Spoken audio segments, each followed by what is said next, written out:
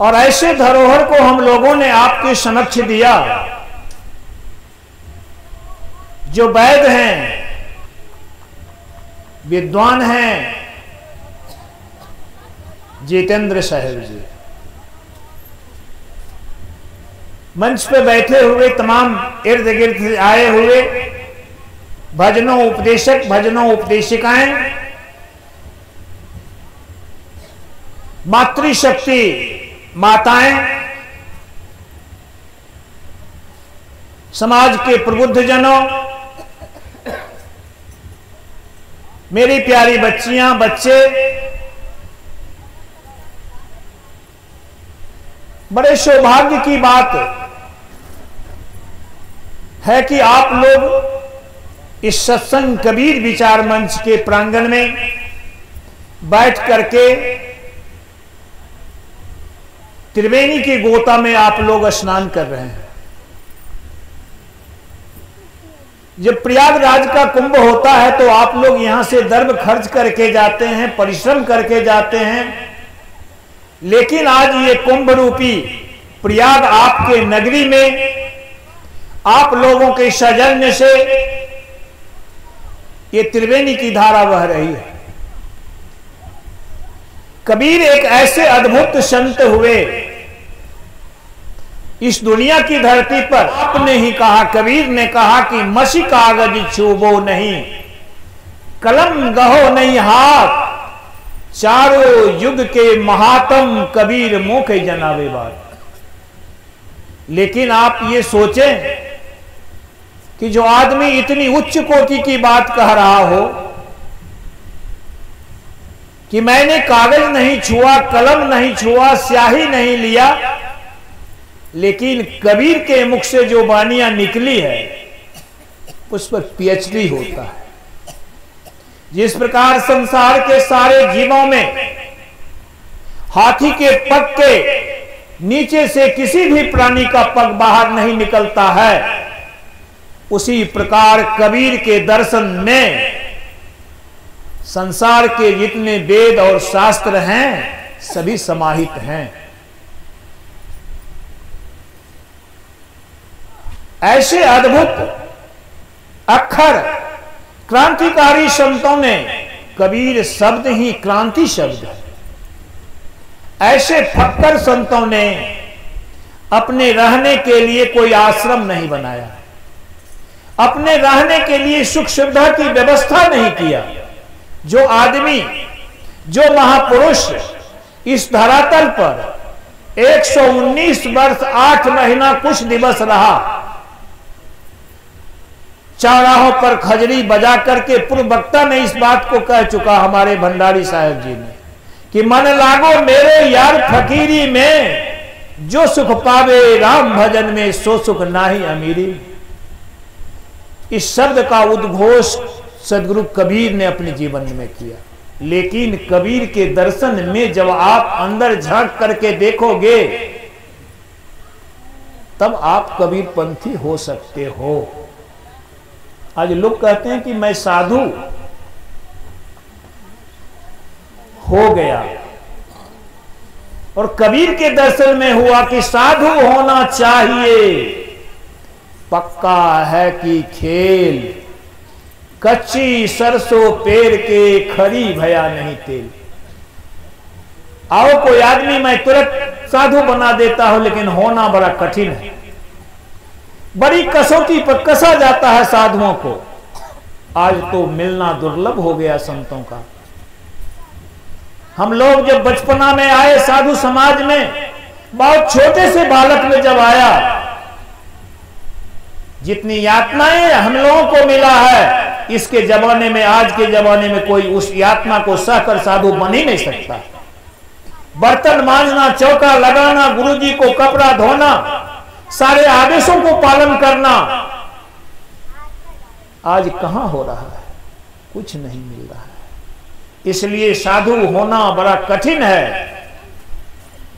जो आदमी अपने जीवन में सारे इंद्रियों को साध लिया,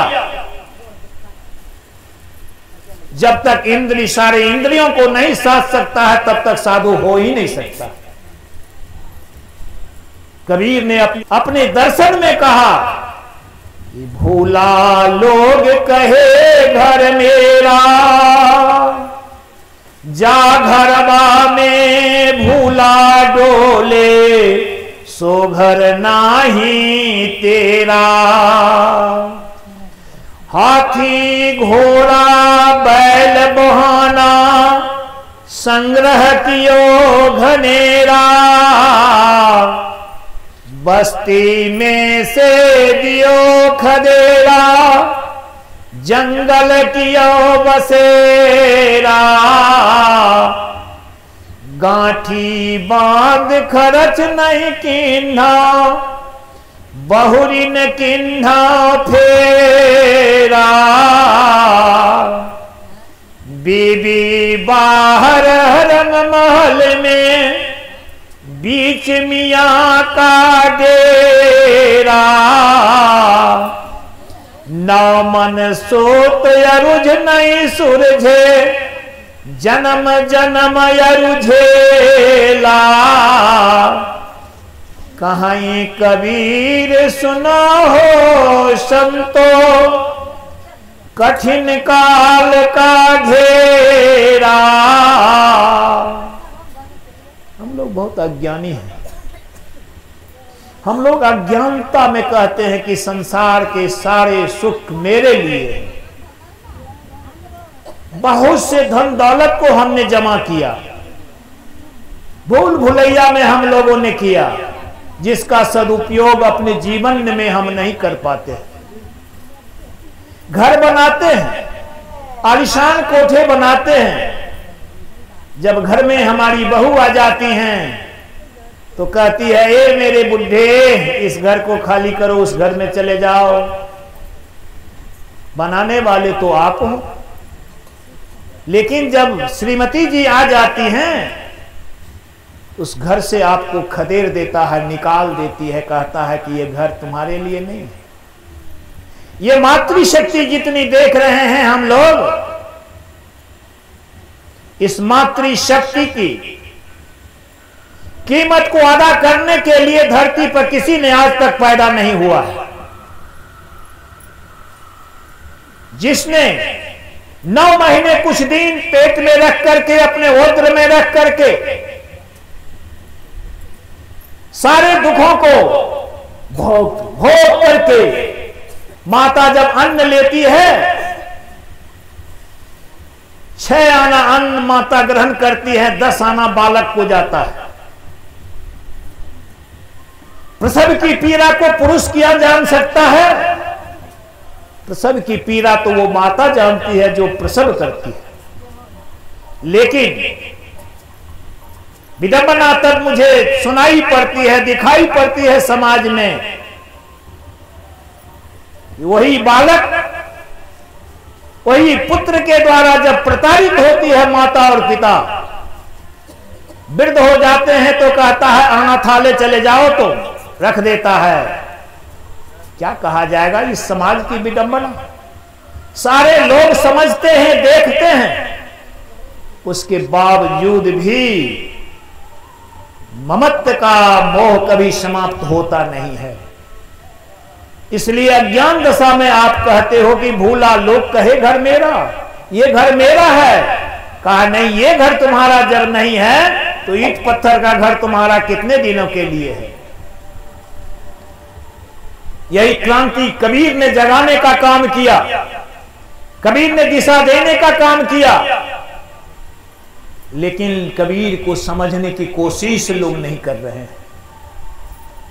इस मंच से जितनी बात कही जाती है, मानव जीवन की कसौटी पर कसी हुई बात कही जाती है, मानव जीवन के सुख और शांति वैभव की बात कही जाती है। आप जब सत्संग में आते हो इस कबीर विचार मंच के तले, कुछ यहां से लेकर के जाओ। और इतनी बड़ी संपत्ति कहीं कोई देने वाला नहीं है। ये अमूल वस्तु का दान होता है, मिलता है इस मंच से। उसके अपने जीवन में धरोहर के रूप में उसे संजोगो। एक बात मुझे याद आ गई, कहा एक शब्द गुरुदेव का ताका अनंत विचार, थाके मुनिजन पंडिता वेदन पावे पार।